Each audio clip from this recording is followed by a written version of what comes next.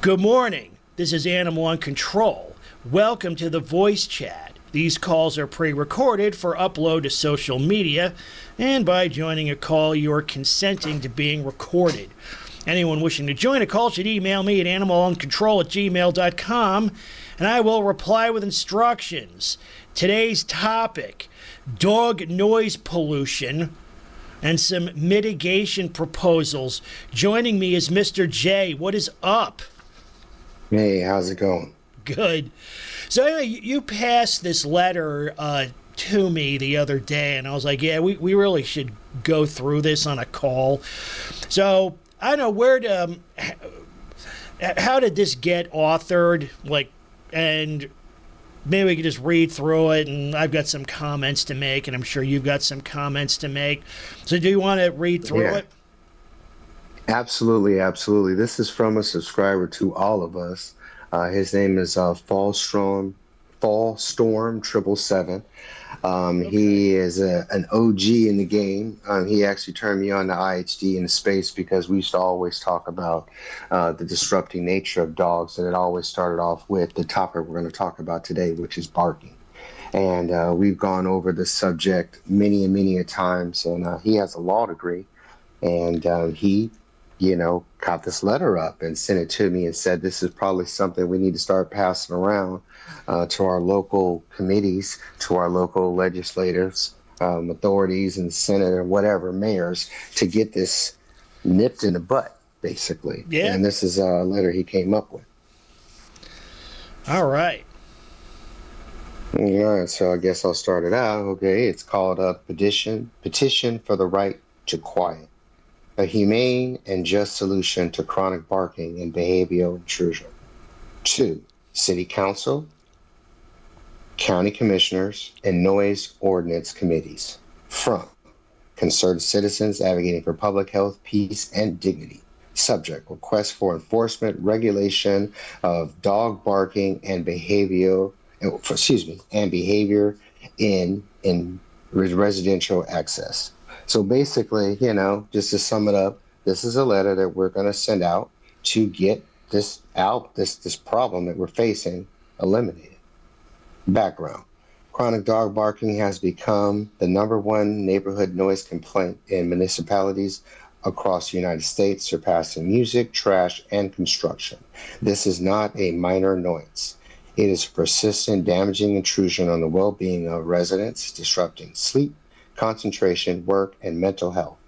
In countless cases, dog owners are either unaware, dismissive, or unwilling to act. Public health impact.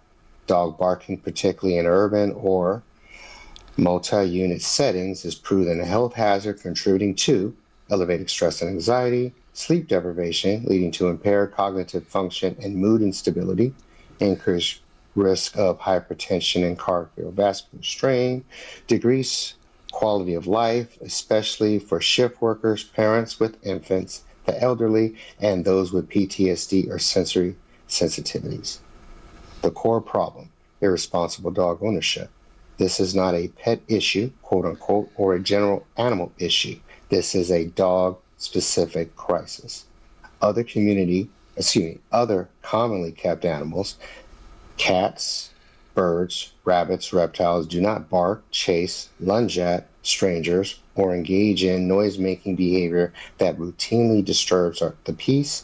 Only dogs. Hold on, let me brighten my phone up. Excuse me. Okay, excuse me. Bark loudly and repeatedly, chase cars, bikes, joggers, and children, require laws, e.g., leash laws, noise laws to mitigate disruptive or aggressive behavior, cause routine injury or fear through bites or intimidation.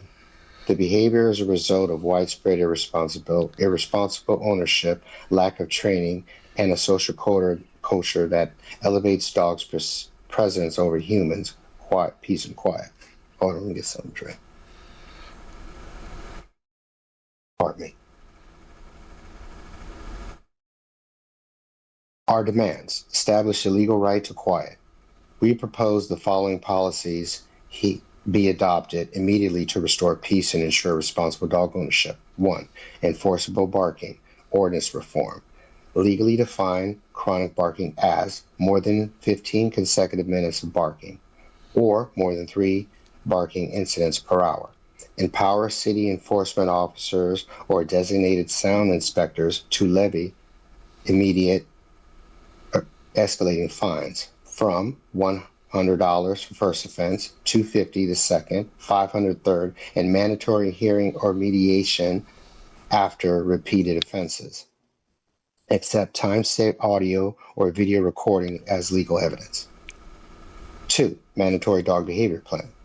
After 2 verified violations, require the dog's owner to submit and comply with a behavior management plan, including professional training, the use of humane anti-barking devices, indoor containment during sleeping hours. 3. The Noise Abatement Relief Fund. Create a municipal fund to assist those affected by chronic dog noise with window soundproofing grants, subsidized dog-proof fencing or barriers, discounted anti-bark equipment for owners. 4. Zoning restrictions for high bark breeds.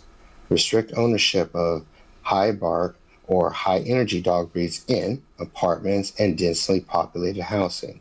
Units without private outdoor containment require a special license or exception for such ownership. 5. Recognize dog barking as a public risk. Classify chronic barking and related dog behavioral disruptions as a municipal public health concern not a civil nuisance. What this is not. This is not a proposal. This is a proposal, not an anti-animal, anti-companion, or anti-care. This is a pro-human, pro-civilized society initiative to ensure that people are not forced to endure chronic noise, anxiety, or intimidation in their homes because of other person's chosen animal. This is a call for basic peace. A city, neighborhood, or apartment complex should not require noise canceling headphones, white noise machines, or earplugs for residents to live a peaceful life. We are asking for the most basic dignity of quiet, sleep, and focus, free from barking and dog-related intrusion. Sign the petition. We, the undersigned residents of City County name, demand the above measures be implemented without delay to ensure that the rights of all these people to peace, dignity, and health in their homes are respected and protected, regardless of whether their neighbors chose to own a dog. And then you put your name, address, signature. Very nice. You know, it basically covers all the bases. I'd love to get the author on one of these calls also. You know, you just ask the basic, like, so what, tell us about yourself and what interests you in the space, like barking. This really needs to be addressed because, you know, in a sense, when you look at, you know, all the aspects, the toxic aspects of dogs in society, like dog attacks, dog noise pollution, right? Dog crap everywhere and service dog fraud and so forth. You know, in a sense, the dog noise pollution is the worst aspect of it because you can't escape it anywhere. Even when you're at home because of the explosively loud nature of them. Even if you're inside your house, locked down, you can still hear them. And that's a big problem. That's why you can't escape the presence of dogs anywhere, even inside your own private space. And it's a really big problem that needs to be solved. But I like this. It covers all the bases. Maybe I'll just run down, you know. Yeah, actually, this is very, very true. Is it funny? You know, he brings up like trash. There was a noise summit in my county. The county commissioners, you know, organized. Actually, it was a series of public meetings, and I didn't attend because I didn't know about it until after it concluded. But yeah, the number one complaint, probably more than everything else put together, was dog noise pollution. But of course, some nutters showed up and like, my garbage trucks, hater, my garbage trucks. And, it's another one of their, false equivalencies. First, you only hear the garbage truck a minute or two a week, and trash collection is a public good. Because one thing to emphasize here is that this barking, this noise, serves no purpose. Unlike, say, a garbage, I say, well, that's how they communicate. That communication, provided it's even true, doesn't do anybody any good. And that's important to emphasize also. And I like, the public health impact. I think that in terms of life lost, I think this might do more damage even than dog attacks. Because, it's really bad for, risk of hypertension. Barking triggers, it's a really loud, repetitive noise. It's a type of alarm. And what it does is it triggers a fight or flight response in the body. It's autonomous. You can't help it. And the thing is, if you're exposed to that over and over and over again, it's going to ruin your body. I mean, this is a very serious matter. And also, I like this. Well, you're being subjected to PTSD. Oh, yeah. Yeah. And I would say, too, is after what I've been through, what I found is, and I was even talking to some folks, it's in my personal life, about this. And what you become is you become hyper vigilant. So after you've been subjected to enough barking torment, you become hyper vigilant. So anytime you hear a noise, like, what's that? What is that? Where is that? What's going on? And actually now the next door neighbors have a dog, which hasn't so far, like I said, everybody keep their fingers crossed. It hasn't become a problem yet. But since then, my vigilance has gone up a notch. I'm like, is that barking? Is that barking? And I'm not the only person to be like that. Like it does. The barking, it destroys the mind and the body. It's really poisonous. And I like this also. This is not a pet issue or a general animal issue, which is true. Like, nobody gets meowed out of their house. And you have to say that out loud to realize how ridiculous it is. Because what's interesting is that anything and everything else that's even remotely like that has been gotten rid of. Like roosters, ducks, geese, they're all zoned out. And ostensibly because they're, quote, too noisy. But you know what? I prefer, given the choice, they'd gotten a pet duck for their kid instead of the shit mud. But whatever.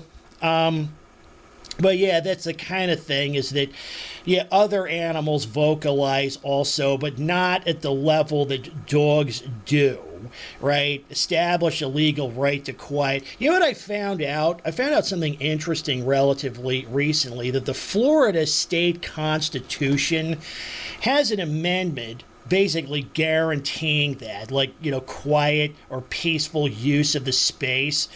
So, really? And so people might look into that. I mean, they kind of tease it out. Maybe look at the U.S. Constitution.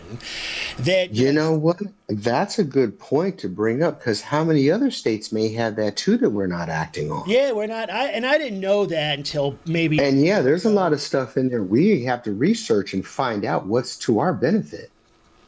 Yep. So you could say that by allowing this, it's a violation of our constitutional rights. You can tease it out of the Fourth Amendment, and the point I always make is that, look, we pay for the space, whether you're renting or you own. If you pay for the space, that attributes, a property right, which means you have the right to control the noise level in the space. So the neighbor with the endlessly barking dog is violating that right. And again, they're doing it uselessly. It's not like somebody mowing their lawn or an airplane flying overhead. Again, because those things are limited in duration and ostensibly serve some useful purpose.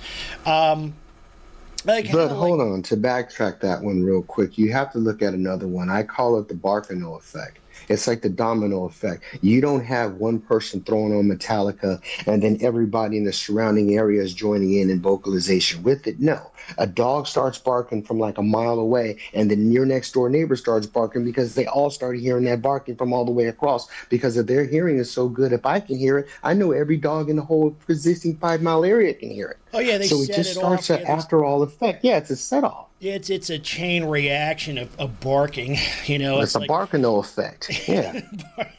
it's like it's like an atom bomb going off. You know, it's a critical mass of Repeatedly. we have a critical mass of mutts that causes an explosion of noise.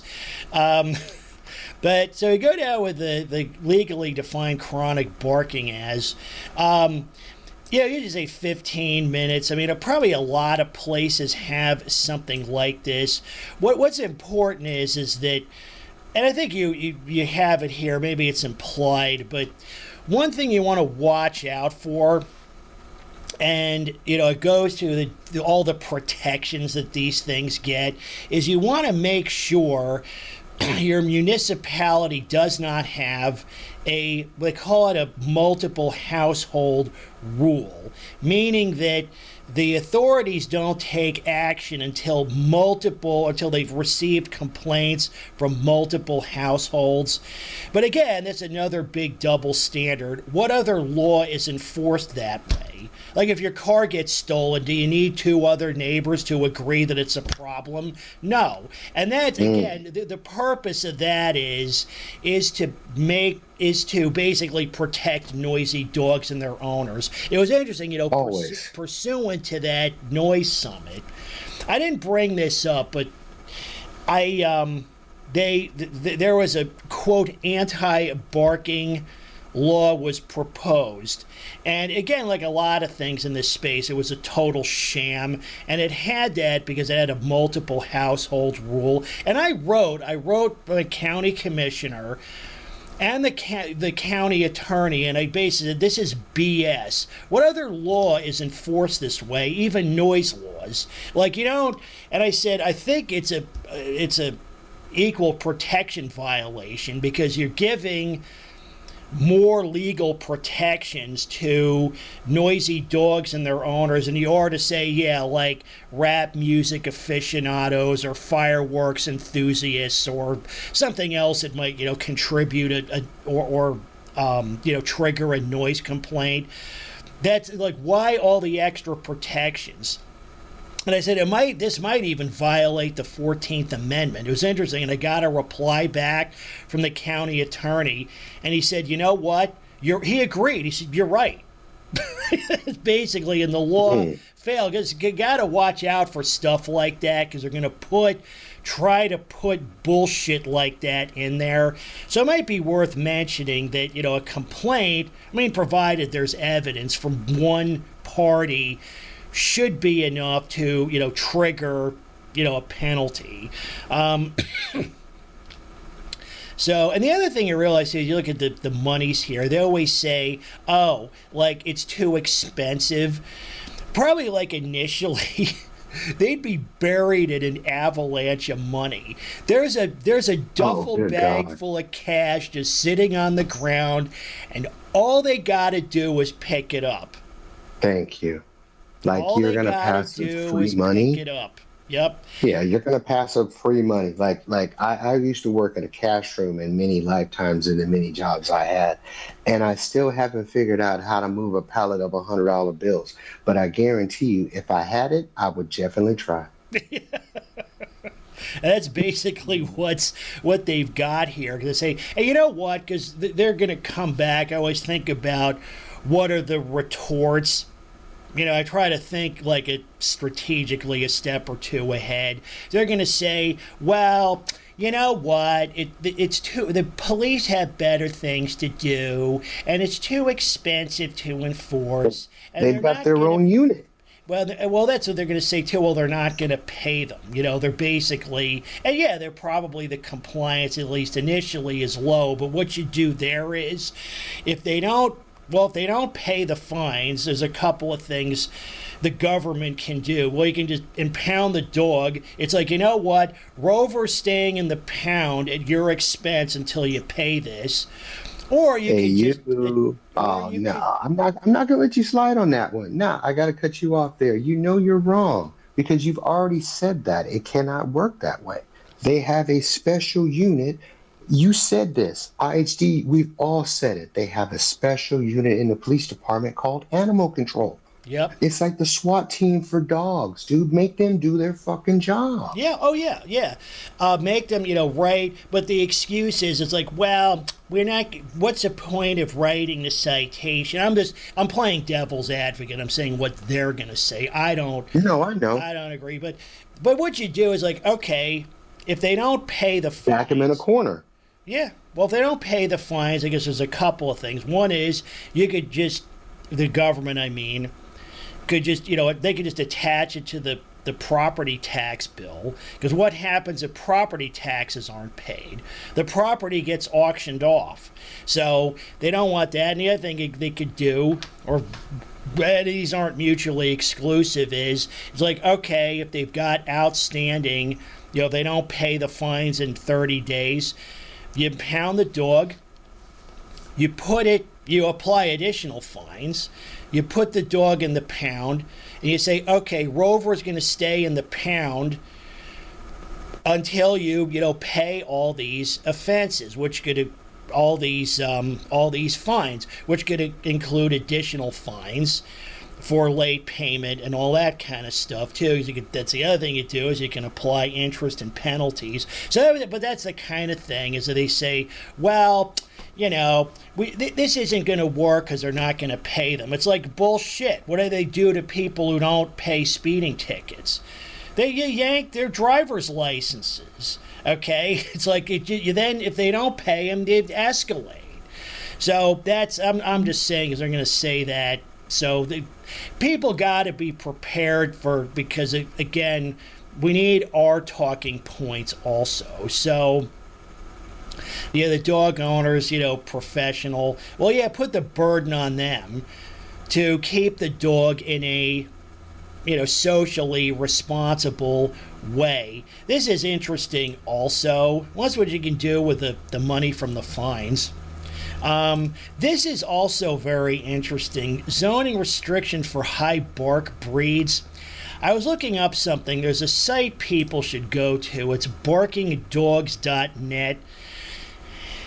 And it has a lot of interesting information about barking dogs. But just as, some dogs are more likely to kill than others, some breeds, I mean, they actually rank dog breeds by, a tendency to bark uselessly. So actually, at the top, these are the least offensive. So the Bloodhound, Golden Retriever, there's a Rottweiler.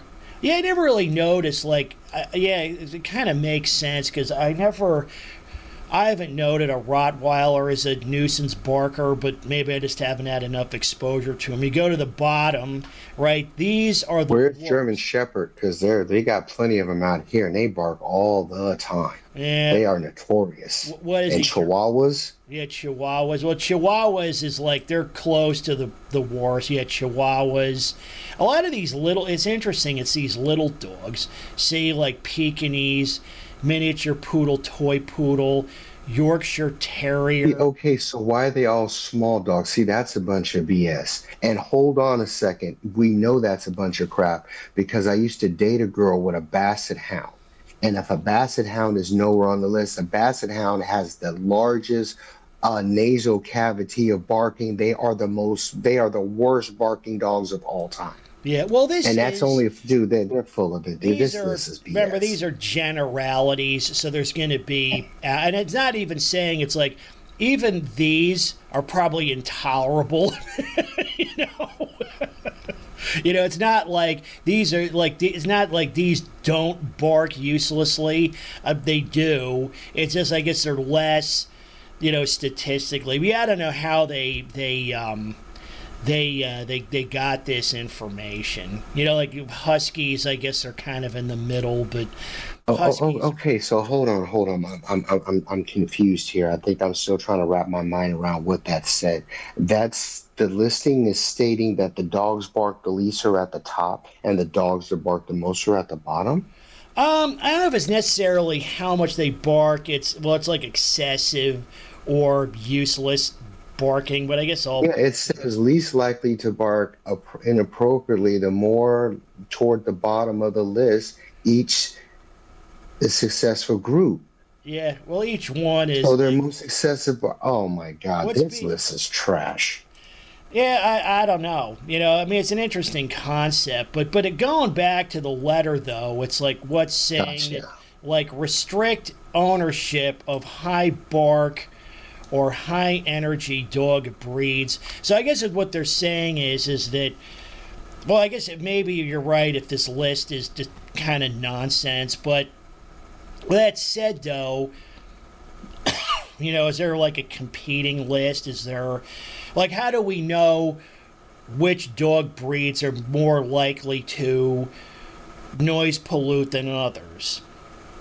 You know, They all bark. So well, it's yeah, like well, I actually, don't. it's Yeah. interesting. There actually is a dog breed. At least I think. Let me see if I can bring that up.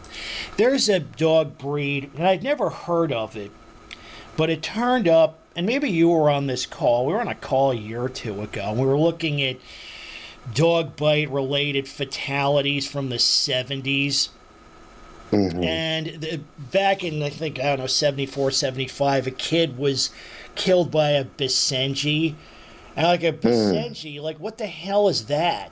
And it's a dog It's a breed. Japanese dog. No, it's from Africa. And apparently. Oh yeah, it's the only- Basenji. That's right. My fault. Yeah, it's a dog breed from Africa. At least I think so. Hold on. No, it is. It is. Yeah, and it's the only. Yeah, it's the only dog breed that doesn't bark. Now it says, what sound you might hear dog breeds instead of barking they yodel, right? Because that's the other thing is that barking is not the only annoying noise that they make, right? Because you've got whimpering, like whining. I was camping that's once, the and there was worst. one of the other campers had this dog that just like whined incessantly. He's like, it was so. One of my neighbors got 5 dogs now. Yeah, and one of his dogs, it'll start barking, and then it just does this.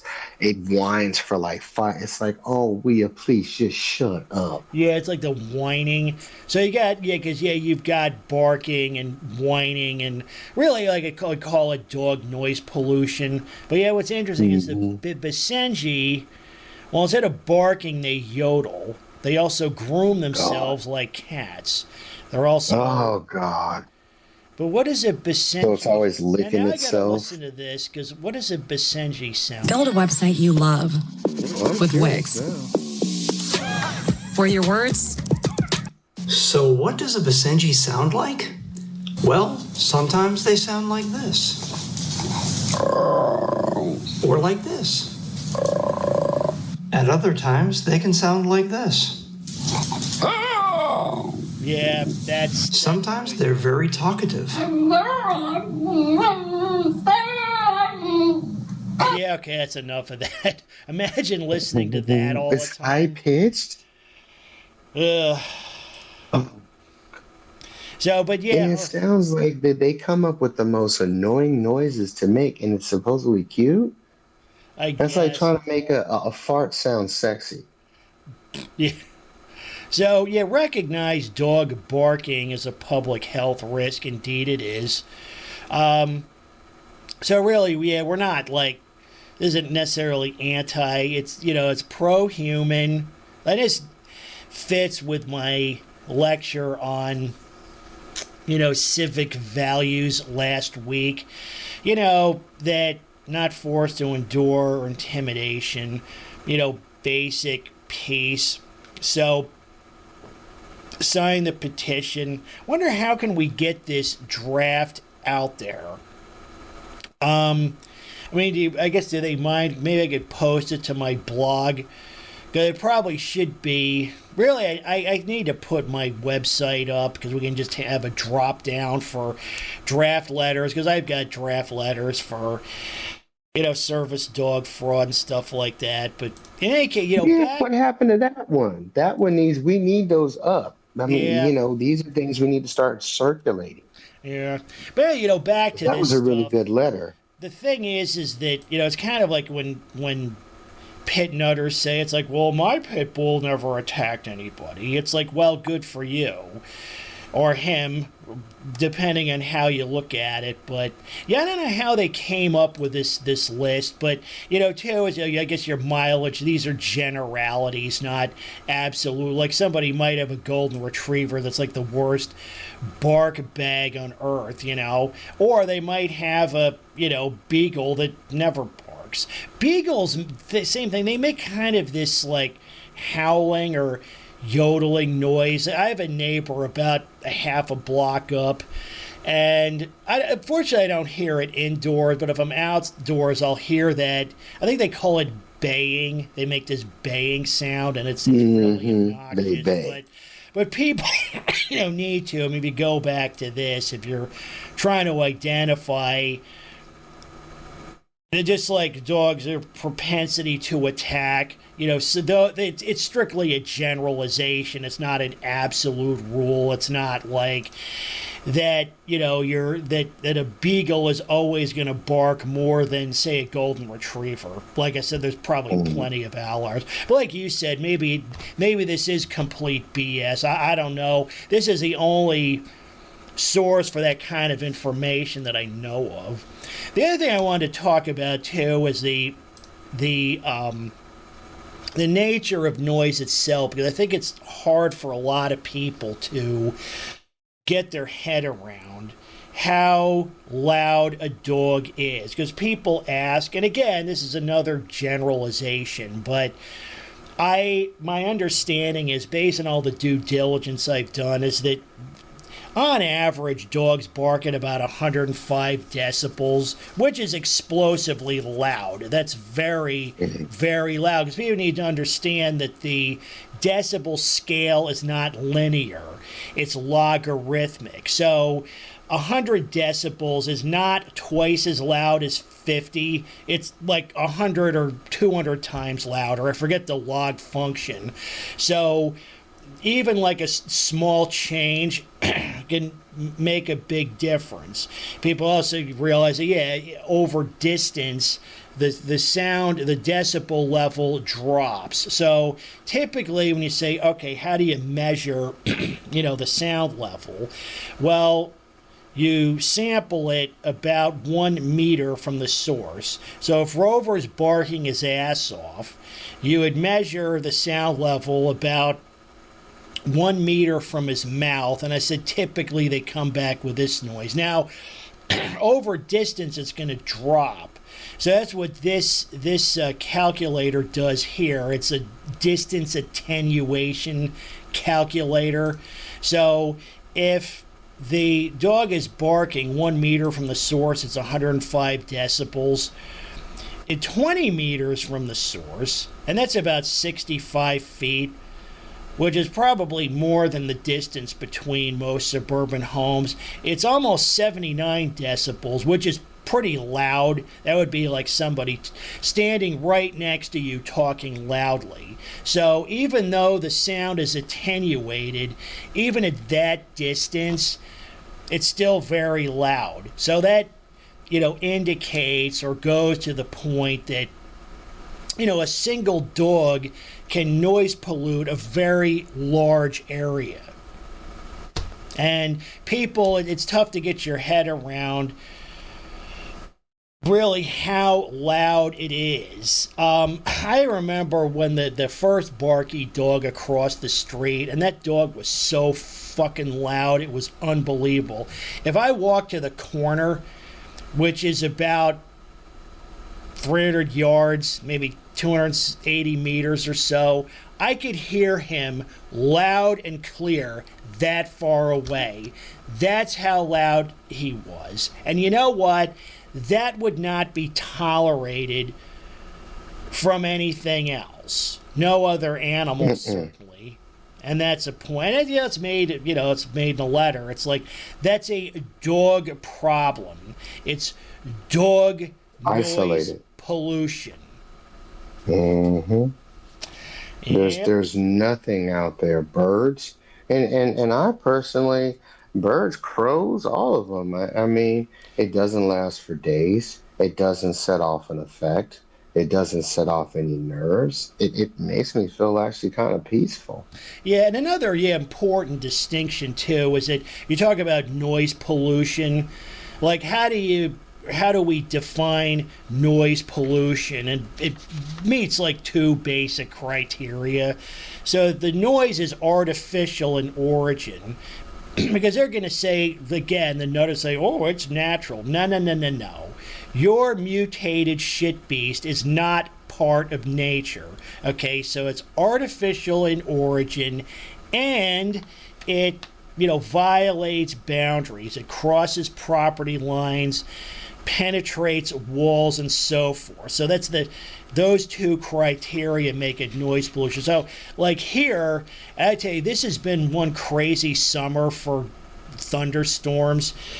It was actually, I think it was yesterday morning, we had a bad one at about 4 in the morning that woke my ass up.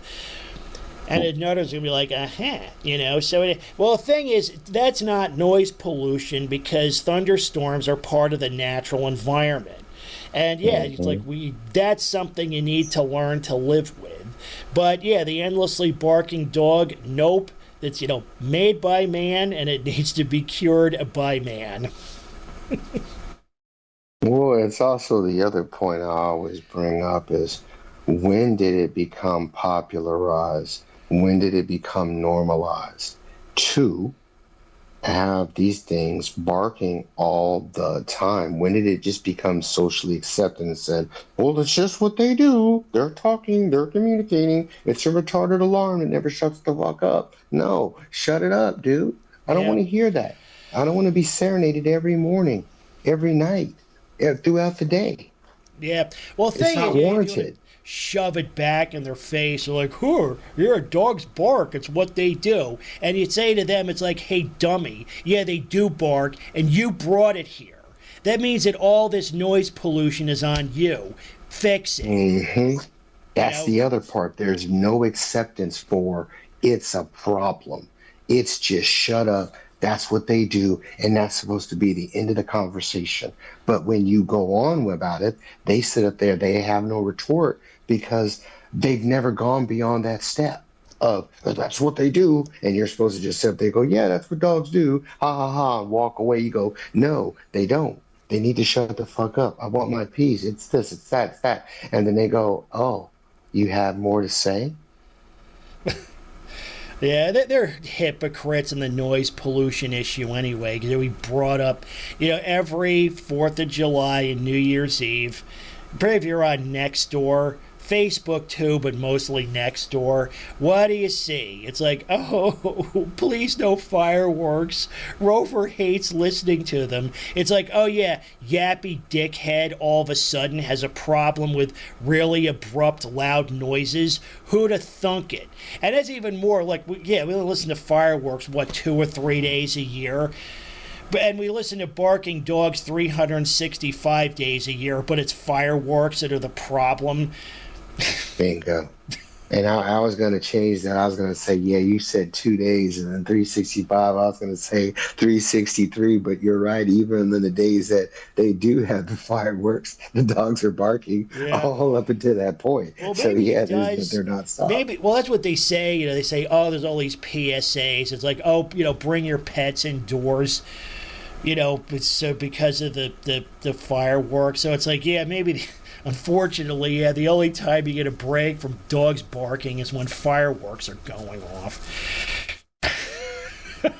Well, I used to work with this lady, and she didn't have dogs. But when her daughter moved in during the pandemic and they just never left, she just decided to bring her mutts with them. which, I don't know why people allow it, but not my house. And so she proceeds to tell us that, oh, I hate the 4th of July because before I used to like it. But then when my extra grandbabies came, no, they're dogs, when they came, they run and hide under her covers in her bed. They don't go anywhere else, but they jump in her bed, tear her bed up, and go hide and piss and shit in her bed. I'm like, you're crazy. I thought dogs were like really brave. Isn't that one of their attributes? Don't they? Yeah, as they run away. Yeah, don't. I mean, too, is like, I'm not. Fireworks are noise pollution also, but you know what? If the neighborhood teenagers want to have some fun with them, a couple of days a year, I'm not really gonna object to it. That's because at least then it's celebratory. Sometimes even if a neighbor has a loud party, if they very rarely do it, it's like not. I don't really make a big deal out of that either. It was interesting, the people, behind me, there's like I don't know what you'd call it, a green belt. And, it's about 100 meters of woods before you get to another street full of homes. And at one point, the people who lived back there came there, and they had a note. And they said that they were I think they were hosting, it was like their daughter's wedding, and they were going to have a live band. And they asked, they were very polite about it. They said, look, it's only going to be for maybe an hour and a half, 2 hours, and it's our daughter's wedding, and they really want this band, and blah, blah, blah, blah, blah. And I actually thanked him. I said, it's going to be from this time to this time, and, we'd kind of appreciate it if you not, call the cops on us. But I actually appreciated that. They came around, they notified people, they were, aware that it might be disruptive to others. And the funny thing was, actually, I didn't hear it. At least indoors, I didn't hear it, so I wouldn't have had. But it was interesting how you consider that level of politeness and civility to your typical barky dog owner. I mean, it's night and day. So yeah, but this is what else did I have on here? Yeah. I think, like I said, I didn't want to make a really long one out of this, but what's the YouTube username again? Maybe we'll type it into the. I know you. Yeah, it's yeah. Whenever you're ready. Yeah, I'm ready. It's FALLSTORM Fall Storm 777. Fall Storm and 3 sevens. Okay. Yeah, maybe I'll look that person up. And I said, too, is if they're interested, email me. And what people need to do, first you want to see what, like a lot of places you might, or some place, you might already have this, but what they do is, like I said, is that they sneak in that multiple household rule, which makes it impossible to enforce. So maybe that's all that needs to change. Watch out for that. Make sure that's not in there, because that's a violation of due process and equal protection rights, even as per my county attorney. Because that's what they're going to do is they're going to try to, they did this with dangerous dog laws too, is they build in all this extra due process for the dog owner, basically to make it, they essentially burden the complainant. And it's fundamentally unjust. So, and the other thing, some people are going to say, okay, this is insufficiently, I guess, robust, or what's the word I'm looking for? It doesn't go far enough. Like, instead of fining them, shouldn't we just burn them at the stake or throw them into wood chippers? But that's the other thing to consider, too, is, and I brought this up before, is that, it's a concept of incrementalization. So, if you have a political or public policy goal, and you realize, okay, we can't get there in one step. There might be, intermediate steps to achieving that goal. Then what you do is, so you do it in increments. You do it in increments. So you start like with a dangerous dog problem. I think it's a problem like why most pit bull bans or restrictions fail is because that's really the end state of a process, not something that just happens. So the first thing you want to do is probably criminalize dog attacks. And that by itself is helpful.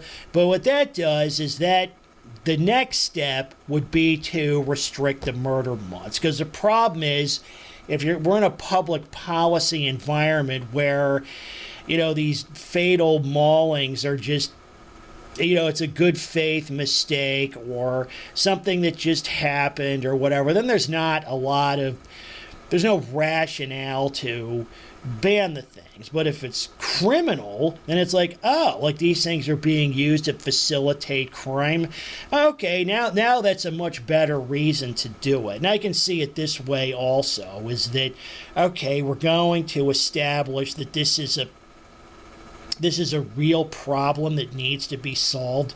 And if we got to bump up the penalties, then then we'll do that, or the enforcement. So I think this is very good. Probably if you have a place that doesn't have anything, I think this is very good. And I'll figure out a way, and you can too. I'll see maybe if I can post it to my community page, or if the author is okay with that, or to my blog. Oh yeah, he's cool with it. Okay. Yeah, because I always like to give,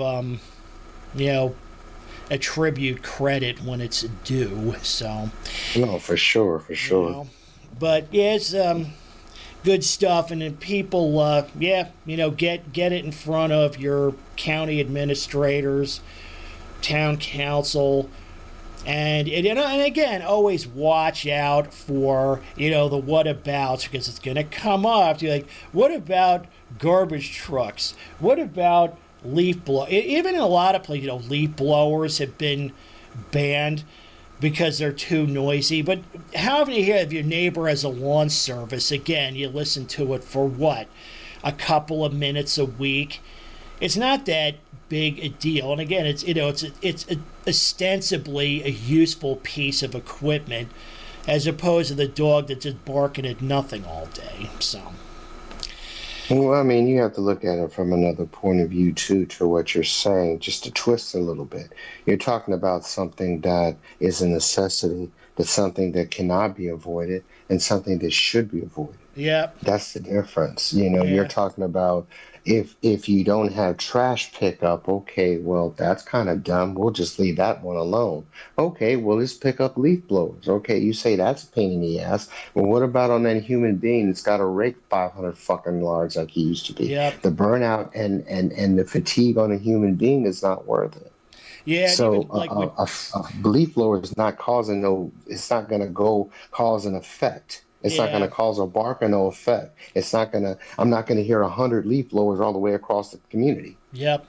And you're not going to hear them at 2 a.m. either. The other thing about the barking is that you go down, and it's addressed here, right, that, where did they put it? 15, maybe this, I might, trim this back to maybe 5 or 10 minutes. That's what I was saying. That's the only one I was saying. I was like, 15 minutes now. Yeah, a lot of this is like when I put out my draft about the fakes, addressing fake service dogs. It's just a draft, right? Meaning that, particularly if you're going to put your name on it, if you want to tweak it, like if you want to take something out or put something in, fine. That's what some folks were saying, was that, that service dog provision may be a violation of the 10th Amendment. Now, I didn't put that in the letter. I don't disagree. It probably is. It's just that in the draft, I didn't mention that. But if you want to, the other thing too is you also want to keep it kind of brief, like a probably 2-page max, which I think this is. You don't want to drop 500 pages of paperwork in somebody's lap because you know what, they're never going to read it. So the other thing I like is this, or more than 3 barking incidents per hour, because that's, it's the unpredictable nature of it is what makes it so bad, because you don't know, you're always on edge because you don't know when it's going to start, because it doesn't bark 24 hours. But you don't know when it's going to start or how long it's going to last when it does. So it actually impacts you negatively even when they're not barking, right? Mm-hmm. That's part of it. So like the noise. Well, you said it earlier. You're always cringing. Like, when is it going to occur? Like you're on edge now. You're like waiting for a rock to come through your window. Like, it already came through. It's like it's not coming again. Yep. But you're still bracing yourself for it to come again. Yep. Yeah, it is. It's torment. It's and that aspect. So that's addressed here also, is that even if it just sort of barks intermittently, in a way that's almost worse than nonstop barking, because you're it's the anticipation of it that's raises the tension, kind of like on horror movies. What makes a movie scary, it's not necessarily the blood and guts aspect of it, because a movie can be gory and not be scary. But really, it's suspense and tension. Like, you don't really know what's going to happen next. So that's what makes it scary. And a lot of like Haunted House or the movie Alien is a really good example. Even though it had its moments, but it wasn't a super gory movie. But they're going through this and this enormous spaceship, and it's dark, and it's got all these corridors, and there's equipment everywhere, and you don't know, like, where is the damn thing? Like, what is it going to do next? That's what made that movie so scary. So, but that's a kind of the same thing here. Is like, you've got the nuisance barker in proximity, and it's not barking 24 hours a day. Although if you have a dog hoarder with a dozen dogs, you might hear barking 24/7. True. But the intermittent barker is almost worse. So, this is good stuff. And I think too is also, it shouldn't be you accept. They should definitely take evidence from the complainant, but it should also be if the police officer or animal control or code enforcement, they can witness the complaint also. So, if they get a call and the dog is barking endlessly, that should, be enough to trigger an offense. So it shouldn't only be on the the victim to make a complaint. Obviously, they can make a complaint and submit evidence, but also, authorities should be able to do so also. I was even listening. There was a barking dog lawsuit. I was doing a due diligence on this last decade, and talking about how stupid dog nutters are. And, so the victim was pleading in front of the judge, and the judge said, hey, let's do this. How about I go to your place right now? And so I said, all right. So they drove over there. The judge got out of the car, and of course the dogs are barking their ass off. He's like, this is a nuisance, right? This is a disturbance of the peace. So he ruled in favor of the plaintiff, the victim right there, because he witnessed it directly. So you'd think the nutters would shut their dogs up, but particularly when they're being sued over it, but no.